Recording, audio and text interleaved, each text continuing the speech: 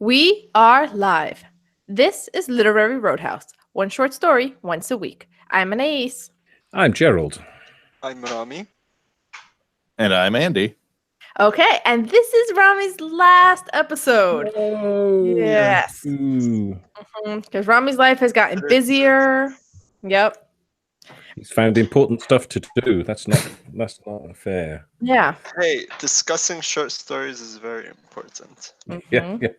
Oh, yeah. Yes, it's been an absolute pleasure talking about these stories week in and week out with you fine folks. We are so even when we harass you about parables? Yeah.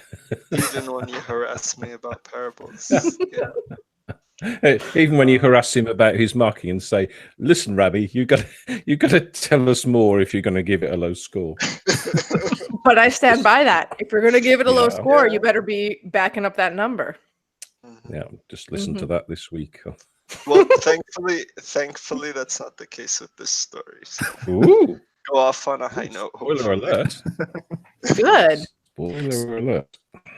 Rami, do you want to share with everyone what you're off to do? I don't know if I'm at liberty to say. Right. Well, why don't you tell us then your new cover story? Oh, the cover story is studying psychology in grad school in Santa Barbara, California. Cool. Yeah. So why psychology? That came out of nowhere. I didn't know this until we discussed you being busier and.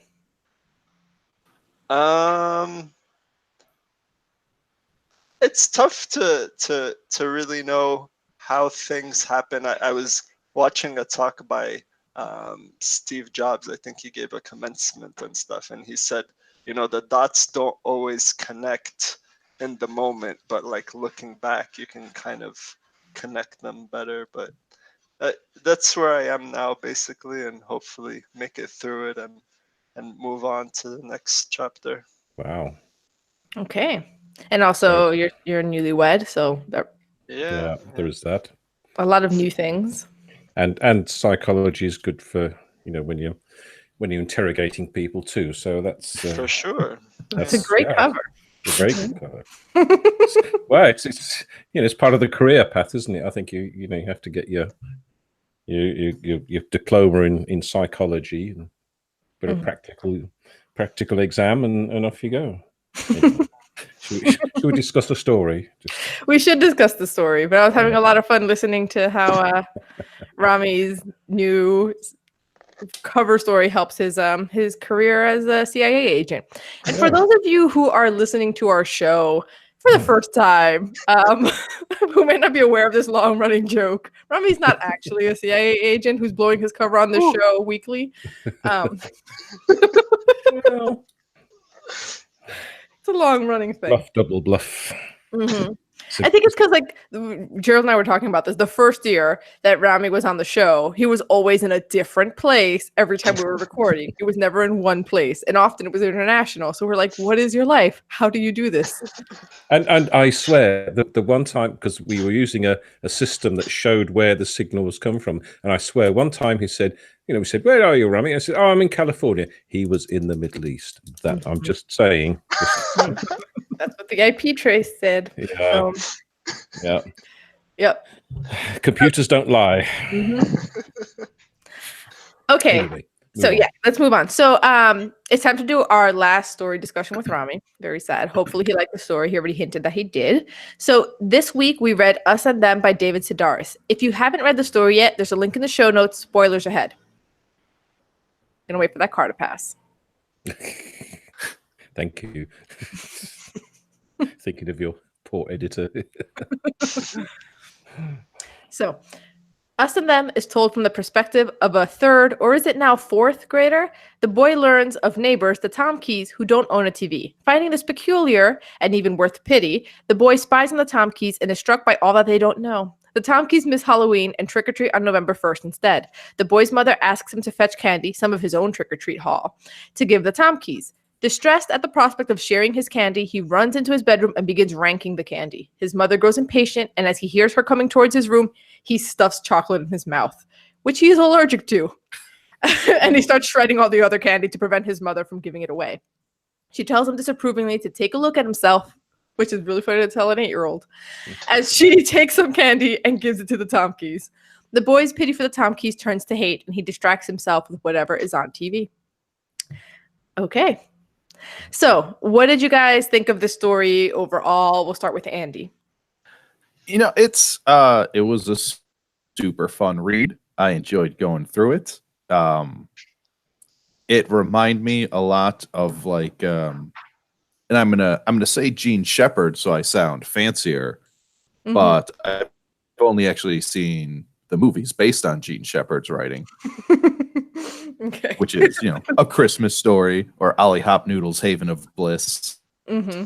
where it's fictional, biographical, silly little scenes. Yeah. But yeah, it was real funny. It was engaging. I liked it. Yep. Gerald? Yeah, I really liked it. I liked the subtle way that he told us things about it, and we'll come on to themes and stuff in a little bit. But yeah, really interesting, and enjoyed it a lot. Mm-hmm. And Rami? I liked it a lot too. I think it was very nostalgic, and I've always been wanting to use this word in a sentence. It took me back to halcyon days of Wow. good wholesome neighborhoods and stuff. Graduate courses are paying off already. I thought it was funny. I was really engaged. I really liked it. And we'll get into it. But there's just like a way in which I think I had more fun just like highlighting things and be like, ha, that was hilarious. Like every little turn of phrase he did, that was my favorite part. Like the way that he put this was always just very funny. Yeah. So, what did you guys make of the narrator's family, and how did they compare to the Tomkeys? So, this whole us and them, very clearly, it's like the us is the people who are like the narrator's family, and them is like the Tomkeys. So, what is that difference? Yeah, it's. I mean, if we get this out of the way now, I think it's a criticism of a consumerist lifestyle centered around television, and the way that he sees these people who don't have a television, so they're totally alien because they don't have a TV, and how can they not understand things? So I think that difference, and sorry to answer another question probably coming up, is I liked the voice of the young man because it came across as totally innocent. So we got the joke and we got the messages, but he was just telling it like it is in his voice. So I really enjoyed that. Mm-hmm. Yeah. So Andy, can you like break down like what exactly are those differences? So Gerald started talking about like centered around a TV, but so in my summary, I mentioned that the boy wants to like pity the Tomkeys. Why is he pitying them? Well, so at first on my reading, I was like, well, is this some sort of like class thing, or the Tomkeys poor? And it starts to maybe look like they bring brown bag lunches instead of having fancy lunch boxes, and they have homemade Halloween costumes. But then they bought a boat. It had a secondhand motor, but it was still a boat. So I think maybe it was not a class thing, and it was just they're refusing to engage in the sort of, like Gerald said, the consumerism, the TV dominated lifestyle. Mm-hmm. Yeah.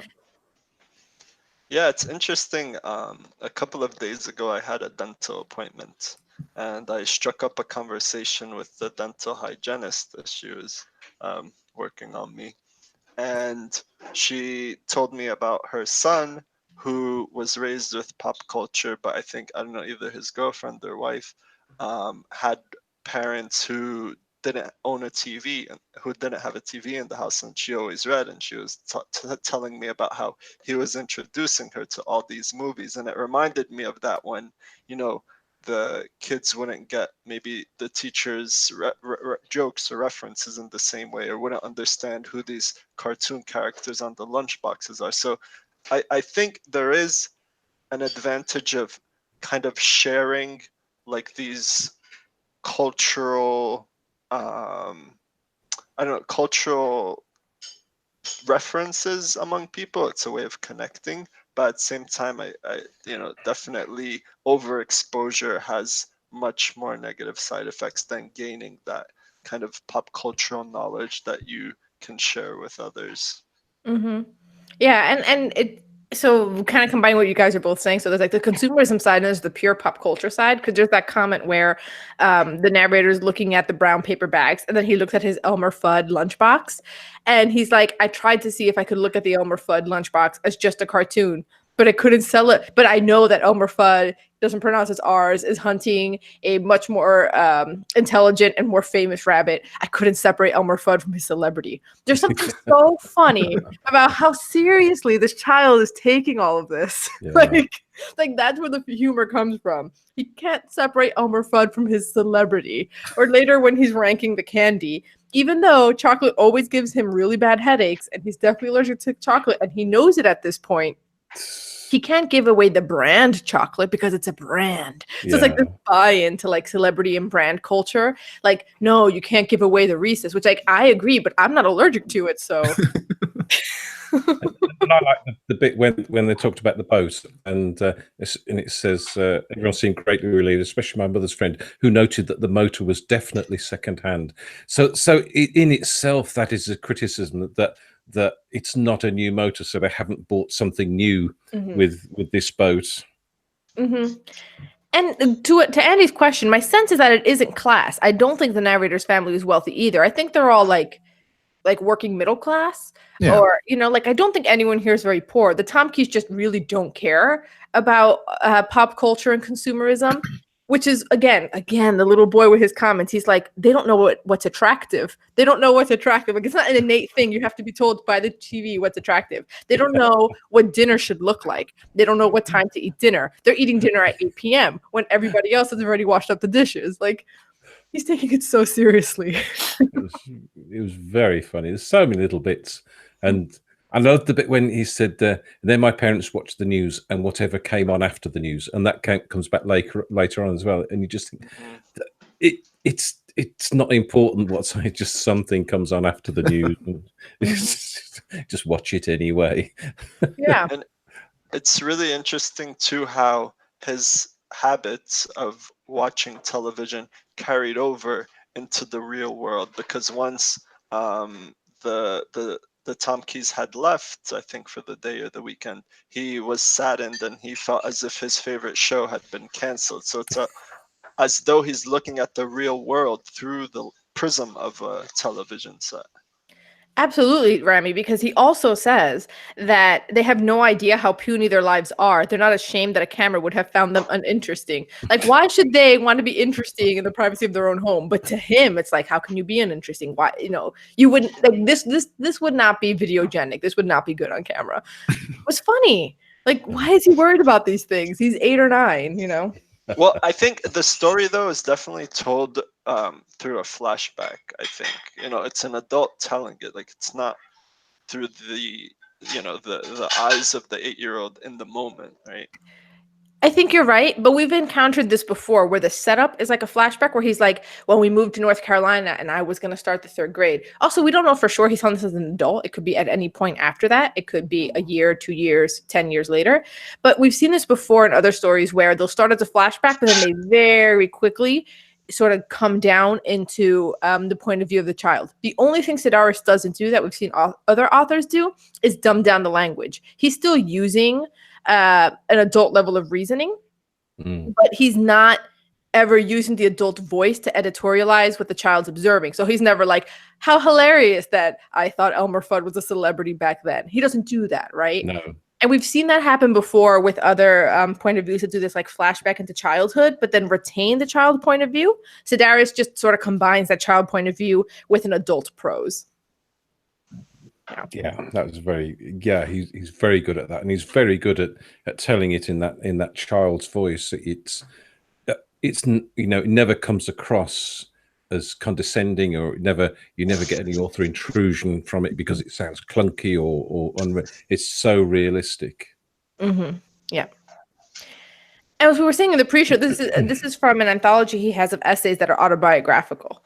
So on some level, I don't know to what level of detail, but this is true that David Sedaris actually lived this. And normally we do like pure fiction, but this was recommended by a host, and I'm glad that she did, because it's very well, Gerald, you were saying it reads as if it could be fiction. Yeah, I think so. I think it's, it would certainly fit into our sort of slice of life definition of a short story. But also, I think there was enough subtext. I mean, the subtext was sort of going on and sort of being repeated. So I think there was enough meat in the story to make it, fit into our definition of what a short story would be. Yeah.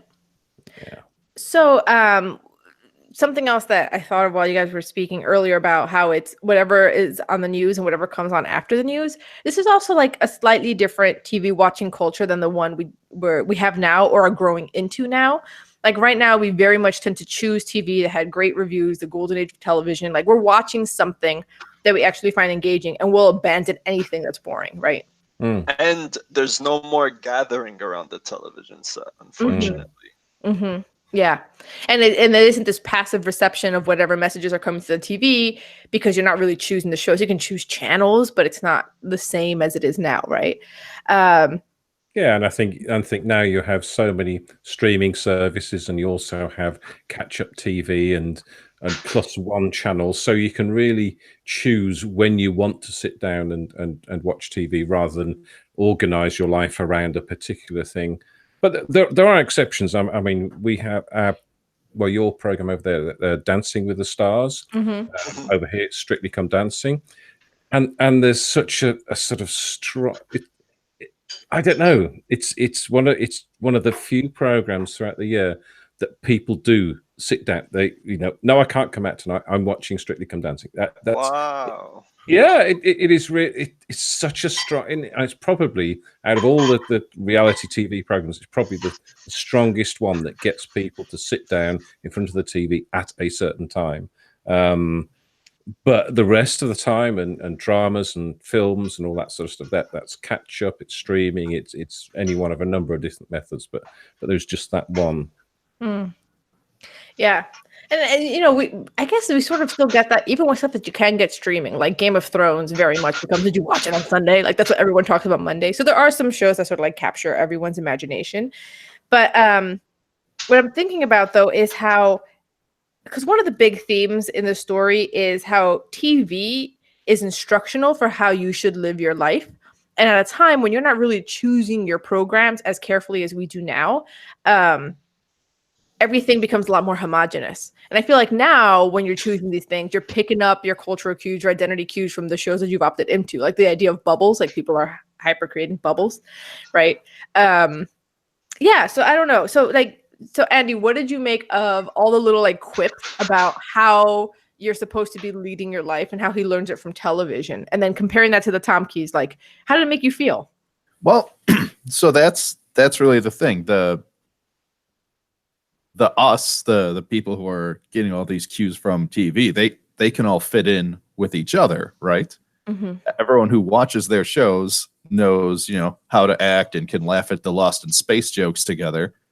And the Tom Keys don't have that, but they do have, hey, let's talk to each other over dinner and our familial bond. And I don't know, maybe that's better, even though now they can't fit in with greater society. Yeah. Though to be fair, the ways that they don't fit in are so petty. Like it's not like they're running around naked in front of their like on the lawn. You know what I mean? Like this isn't some insane departure from what the rest of society is like. It's very simply, oh, we bought something secondhand. We don't need the brand name. Well, we went up to a lake house, that kind of thing. They went trick-or-treating on November 1st. Right? But is that also like the biggest sin? I think so. I can't think of anything worse. So did you agree with the narrator when he said going around asking for candy on Halloween is trick-or-treating, on November 1st it's begging? Yeah, it's absolutely begging. No, but what about the sentence right after that? This was one of the things you were supposed to learn simply by being alive. I think I'm gonna use that at some point. Mm. It reminds me of What an this meme. insult. This is like this meme that was going around. It was a chat. It was a screenshot of a conversation a woman was having with some guy who's like, they're like flirting or whatever. But then the guy's like, oh, so what are you studying in school? Like, what subject? She goes, law. He's like, oh, laugh my ass off for no reason. What's that? She goes, law. You don't know what law is? He's like, no, what's law? She's like, but you mean what's law? So then she copy and pastes to him the definition of law from the dictionary. And he responded with, oh, can you put it in English, please? Like, this is way too complicated. She's like, this isn't something that you just sort of know. You just know what law is. Like, it just made me think of that. Like, you're just supposed to know. Yeah. Yeah. So one of the other things that struck me too, and this is me being a little more like critical of the characters, not of Sedaris' writing, but the mom and the dad who rely on the TV also like they're outsourcing a lot of how they raise their kids to the TV, because the mom does say to him, you know, when he doesn't want to share the candy, look at yourself. But it ends there. And the conversation, like, she doesn't actually sit there and try to instill in him values or correct. You know what I'm saying? Like, there's never a conversation to actually raise him in a way that she wouldn't then be disappointed in him when he's ripping red hot lips just so someone else can't have it. Like, yeah. Yeah. Yeah. It's interesting because the title's Us and Them, almost, well, making the Tom Keys seem like an other, that, you know, outsiders, when in reality they seem to exhibit the more healthy, you know, interactions and lifestyle. Mm. Yeah. Yeah. Yeah. And I love the fact that you know, start of a paragraph, because they had no TV, the Tomkeys were forced to talk during dinner. And I just there's so many funny little comments like that. It's and you can imagine it from this kid's eyes. It just what, they were forced to talk during dinner. Yeah. And you know, and it's funny because he sees it that way, and there's a way in which his parents, there's tiny hints that they know what the better way is to live, but they're just so sort of like hypnotized by the TV. Because there's that line where his mom tells his dad that Mr. Tomke didn't believe in television, and his dad says, well, good for him. I don't know that I believe in it either. And the mother says, that's exactly how I feel. And then my parents watch the news and whatever came on after the news. So there's a way in which his mother sees her child turn into a little goblin because he doesn't want to share candy, and she becomes disappointed in him because she knows that's not right. But then she goes off and watches TV again. Yeah. And another little subtle line that speaks to what you raised, Anais, about how the family is raising the boy. When he tries to engage in conversation all the way at the end, he says, what's up with that kid's tail? And then the family just shushes him to be quiet. Mm-hmm. Yeah. And I loved, again, another nice when the mother was talking to the Tomkeys at the door, and it's behind my mother's words were two messages. The first and most obvious was, yes, I'm talking about boat trailers, but also I am dying. That made me laugh out loud. I just imagine it. Yes. Like how when he hears her tone, that's when he's like, I need to start he doesn't think to hide the candy. He starts shoving it in his mouth and breaking everything he doesn't want to give away, which, like, just think about the kind of like messed up values you had to grow up with, which is like, because it's a brand name, if I give it away, I lose somehow. They can't have it. My mom's going to force me to give it away. So she just starts breaking it. He'd rather break it than give it away. He'd rather have a headache than give it away. Right. And one of his sisters is called Lisa. And the mother says, go and get the candy. And she says, what, you mean our candy? The candy that we earned? You didn't earn anything. People gave it to you. It just, their sort of viewpoint on things, really funny. But what's interesting here is that the boy does realize in hindsight that what he did was wrong, because he's ashamed enough that his pity turns to hate, right? There's that line. So I don't know, who wants to explain that? Or like, yeah. So why does his pity turn to hate and turn to Andy? Oh, well, that's really summed up near the end, where he's thinking about the Tomkeys while everyone's watching TV. And he goes, the only alternative was to do as my mother instructed and take a good look at myself. This was an old trick designed to turn one's hatred inward, and I was determined not to fall for it. So he knows he should be angry with his own actions. He's not going to do that. So I guess hate them. Exactly. Yeah.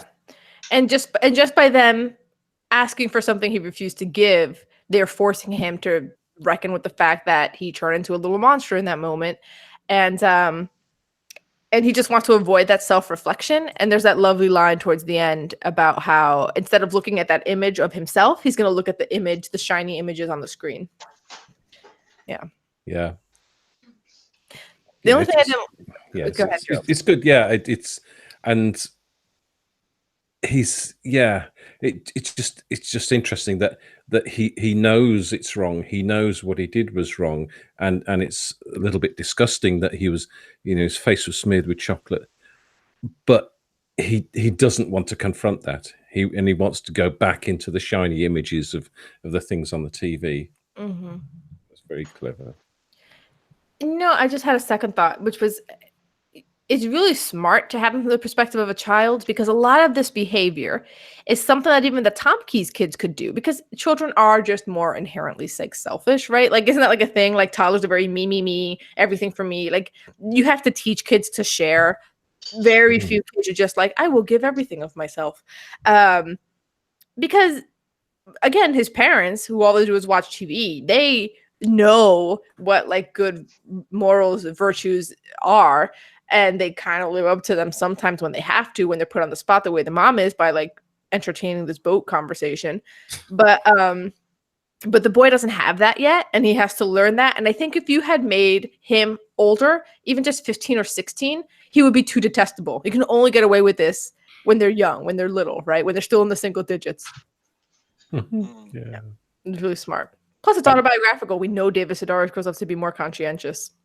So And that conversation she has at the door about the boat, and a trailer. What kind is it? Well, it's a boat trailer.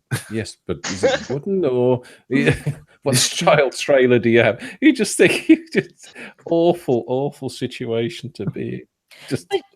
Now that you repeated that again is them being so fixated on consumer culture. Her questions aren't about what did you do? Oh, that must have been fun. It wasn't about their experience. It's about, well, what kind of like boat trailer do you have? Like, what's the brand? What's it made of? It's like that kind of question. Yeah. So the one thing I was gonna say is that ending, you don't have to dig to find the message. It's on the surface. He very much tells you like, this is why I ended up hating them. Like, he tells you, like Andy said. So I don't know if there's much more to like dig, right? No, I don't think so. I think there is the message of and the Tompkins forced this boy to look at his life and realize what is different about them, but he doesn't admire it, or he doesn't consider that it's a good thing that they don't have a TV, therefore are not subject to all this sort of commercial stuff and adverts and things. So he just thinks that's just strange. So there is just that sort of one message repeated over and over again, but repeated well and in an amusing way. Andy, you were gonna say something? Yeah, I was hoping you guys would show up and be like, hey Andy, you misread this. Look at all these 3 other messages. But no, I guess it's all right there. Yeah, unless we all missed it, but yeah. I mean, the only thing that isn't super surface that we already talked about is the obsession with things. The consumerism part isn't there. Well, it's there, but it's not as blunt. He doesn't in the end say my obsession with brand, right? He doesn't say it in that way. And also the part about how his parents have sort of slacked on their parenting because they've outsourced it to TV, it's not as obvious either, but yeah. I feel like there isn't too much more to dig though, because it's very focused, but that's not necessarily a bad thing. It was just really engaging, really funny, which is hard to do. We talked about the boy's age, but in what time period or era do you think the story was set in? It's a good question. I was gonna say like early 80s, maybe. I mean, we can Mhm. we can math this out. Oh, we can math it out, yeah. Yeah, you can go ahead and math it out, but I'll give you my context clues. My context clues, maybe even late 70s. The reason is Elmer Fudd Lunchbox. No kid in the 90s was doing that. Late 80s, you're pushing it. Yeah. Early 80s, late 70s, maybe. He was born in 56. So Damn. if he was 9 years old, that's what, 65? Okay, so 60s, so even older, yeah. Is this supposed to be autobiographical? It is, yeah. It comes from an anthology. It's Make Them Wear Corduroy and Denim. It's an anthology of autobiographical essays. Yeah, and shiny new Mustang convertible is. I mean, I suppose you can have those these days too, but I think that would be 60s, wouldn't it? Yeah, a bit older. Yeah. And even the idea that, well, it's because how long did that culture endure where everyone does the TV dinners and sits around the TV? That endured into the 80s, I think. And even 90s a bit. It was a long time before. Yeah. I mean, pre-internet, basically. I think. Yeah. Yeah. Yeah. Yeah. I do think it's interesting how, in that way, culture was a bit more homogenized. You know how now with the internet we keep fracturing subcultures and things like that. We're doing that with TV as well. Like there's the shows that like the coastal elites watch, and there's the shows that like I mean, I've never really gotten into Duck Dynasty, but I know Duck Dynasty is like a big deal for people who like, you know, has a big viewership. Yeah, there's just ways in which even what we watch now has fragmented along different cultural lines. Yeah, there's far more choice, and also I think when mobile devices like mobile phones started to get a little bit smart, so that then kids would be sending texts while while they were having dinner and that sort of thing. Yeah. And now they just sit around a table on iPad. I see, if you see it all the time when you go out to dinner, and strangely, there's a new McDonald's opened up just around the corner from us here, and they have like a sort of table with iPads on stands, so kids can sit and play games and stuff. And there's a big table that's like a horizontal touch screen, and there's games on that as well.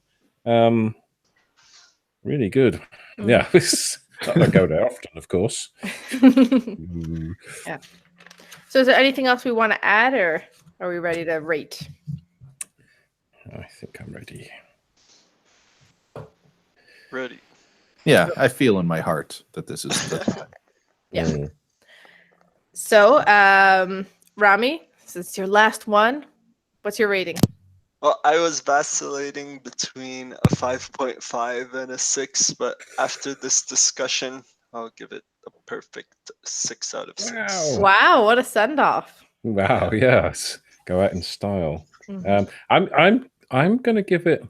I'm gonna give it a 5.5 because we've had a good discussion. I enjoyed the humor in the story. I think the voice was really good. Just didn't have the sort of depth of subtext and message for me, but really a fun read. Andy? Well, so I would like to first state that I have yet to calibrate my scale. But so I'm gonna give it a 4, but asterisk 4 is also, it was super fun to read. And I think I'm coming in at like a 5, which is just pretty enjoyable. I think based on the sample, pretty much anyone who reads this is going to have a good time. It's just funny. But yeah, it just didn't have that like extra level, like, wow, pizzazz. Oh my God. And also, as I've said before, I think 5 starts to become I enjoyed it. Don't have much more to say number. So yeah. And I think if somebody new to literary fiction or just has never read literary fiction before, and that they would be interested to read this because they can see the subtext and the meaning behind the story. So I think it's quite good for someone who hasn't read much literary fiction. Yeah, except it's not literary fiction. It's an autobiographical essay, but it's written in the way that a lot of literary fiction is. I mean, it's Mhm. fictionalized-ish autobiographical essay.